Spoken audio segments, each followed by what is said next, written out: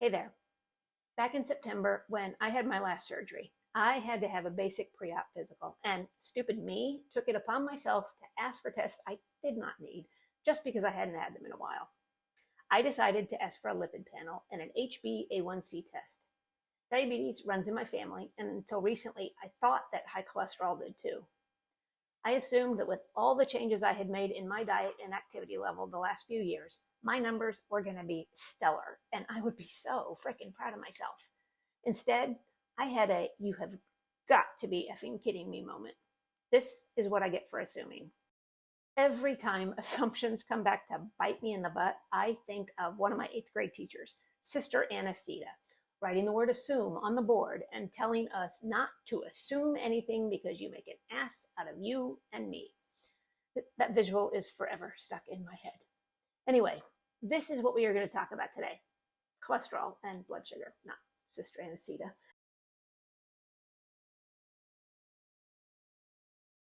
Welcome back to my channel. If we have not met, I am Rachel. I am somewhat of a recovering hot mess and a total research nerd who is doing my best to be the happiest, healthiest, strongest version of myself in the simplest way possible. I am using this channel to share what I have learned about food and lifestyle and attitude to try to motivate others to do the same. If that appeals to you at all, help me out by giving the video a thumbs up down below and follow the channel. When I first got my results, I was frustrated. I kept thinking, how is this even possible? Then all of my research the last few years kicked in and I realized there was something else going on. Did you know that there are a lot of common and not so common meds that can affect your cholesterol and your blood sugar levels, not in a good way? I didn't. Here's a list of some of them. You might want to pause this video and look it over. If you are taking one of these types of meds, you may want to consider having your levels checked pretty regularly. For me, I am 99.9% sure it's my aromatase inhibitor, letrozole. I will get to my results here in a few minutes and what I've decided I'm going to do about them. But first, I'm going to give you a little background so that you know why I'm so sure it's my aromatase inhibitor, and at the same time, probably bore you with some of the stuff that I have learned because I'm a nerd and this is what I do. So stick with me. After my first cancer diagnosis, I was put on tamoxifen after surgery and chemo. Tamoxifen can be used in both pre- and postmenopausal women. It is used to prevent and treat breast cancer by blocking the hormone estrogen in the breast, but it can act like estrogen in the ovaries and the bones, so it doesn't completely stop estrogen production. Despite some of its nasty side effects, tamoxifen actually has a somewhat favorable effect on LDL cholesterol, but it has been known to increase triglycerides. In terms of diabetes, studies have shown tamoxifen use in breast cancer patients might increase diabetes risk. Aromatase inhibitors, or AIs, are different than tamoxifen in that they are specifically for postmenopausal women. Even after natural menopause, a woman's body still makes small amounts of estrogen by utilizing the aromatase enzyme to convert hormones called androgens into estrogen. After menopause, androgens are mostly produced by the adrenal glands and our fat tissue. So women who go through natural menopause still have a little bit of estrogen floating in their bodies. Not a ton, but some. AIs do exactly what the name implies. They put a stop to that conversion so that women on them do not produce estrogen, which is important if you have had an estrogen-fed cancer. AIs don't work in premenopausal women because they don't block the production of estrogen in the ovaries. They also come with some nasty side effects as well, and a lot of women decline to take them. Personally, having a recurrence such a short time after my initial diagnosis, I didn't feel comfortable skipping them.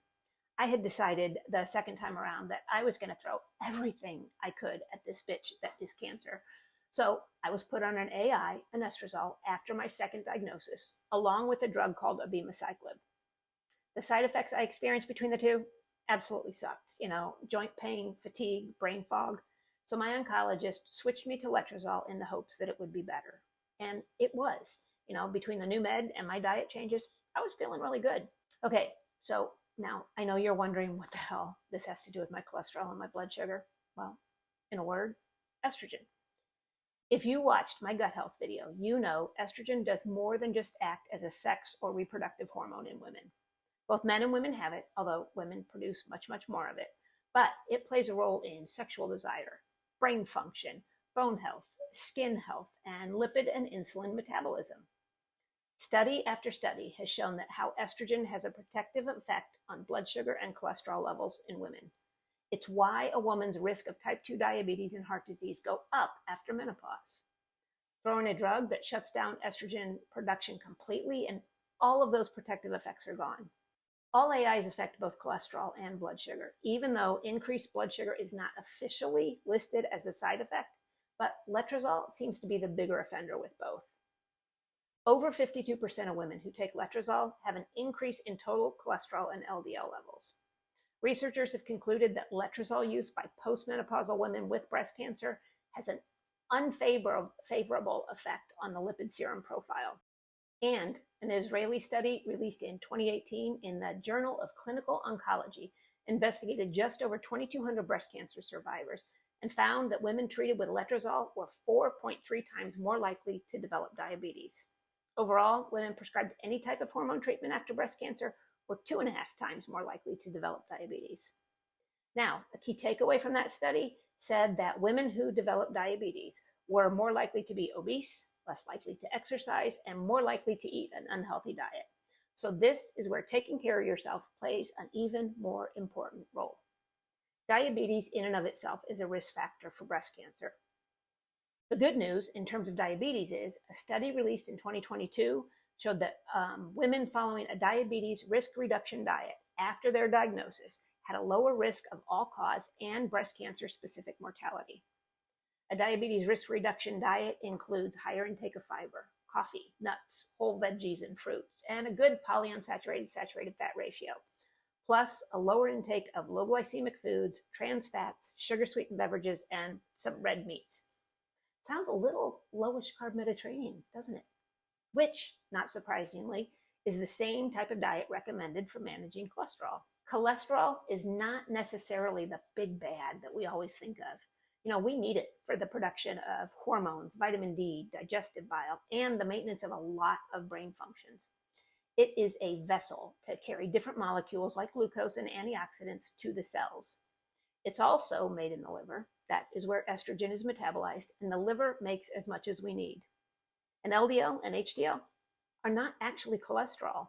They are the carriers of cholesterol, and they serve an important function. LDL is responsible for carrying cholesterol particles throughout the body to where it's needed. HDL has cleanup duty. It goes out and cleans up the excess cholesterol and takes it back to the liver where ideally it is excreted. Then there are triglycerides, which is a type of fat in the blood. They are what can contribute to hardening of the arteries and thickening of the artery walls. Triglycerides store our unused calories and convert them to energy when we need them. Now, contrary to common belief, dietary cholesterol, like that found in eggs, has little effect on our cholesterol levels. Saturated fat, however, is another story, but not all saturated fats are created equal. Saturated fats from fried and sugary foods, ultra-processed foods, and meats affect your health differently than fats from, say, grass-fed meats, pasture-raised eggs, and full-fat dairy and coconut. There was a study released in 2020 in the Journal of the American College of Cardiology, which stated, and this is a mouthful, most recent meta-analysis of randomized trials and observational studies found no beneficial effects of reducing saturated fatty acid intake on cardiovascular disease and total mortality, and instead found protective effects against stroke. Although saturated fatty acids increase LDL cholesterol in most individuals, this is not due to increasing levels of small, dense LDL particles, but rather larger LDL particles, which are much less strongly related to cardiovascular disease risk. Research has shown that all LDL is not the same. There are large and small particles. The large are fluffy, like a cloud, and are apparently less harmful. The smaller forms are the ones to worry about. A diet in healthy saturated fats mainly boosts the numbers of large LDL particles.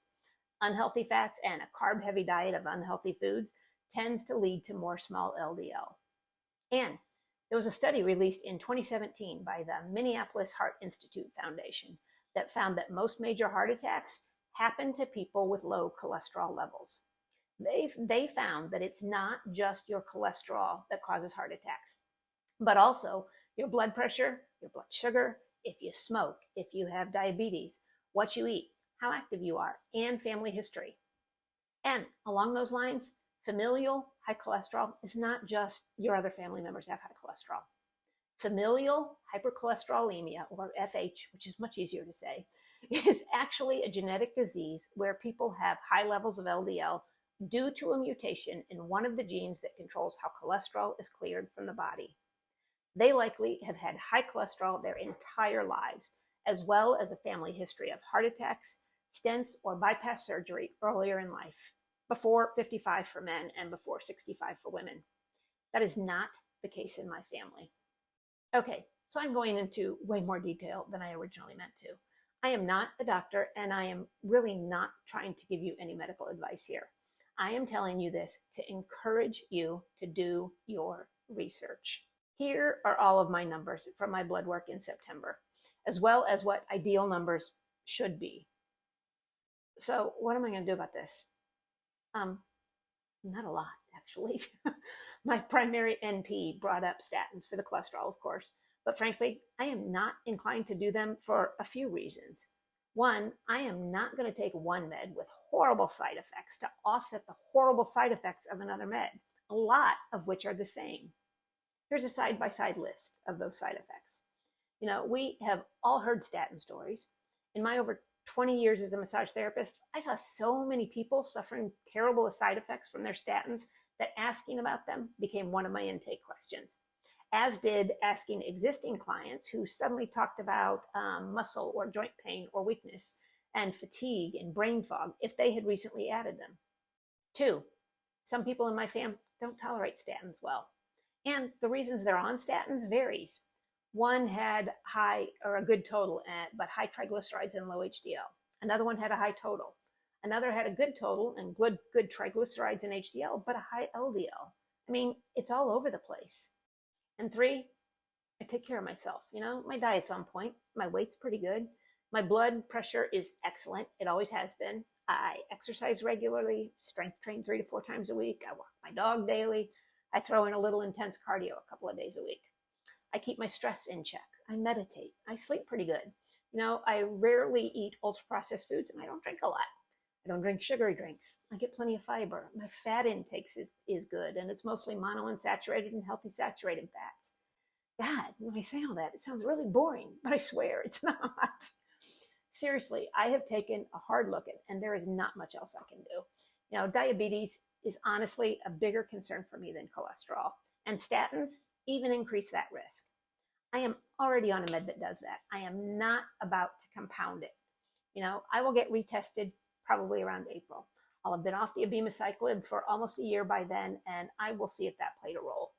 If nothing is improved, I might request an appointment with a lipidologist. That is someone who is an actual expert in lipids. But I might also wait until I'm off the letrozole and see what happens.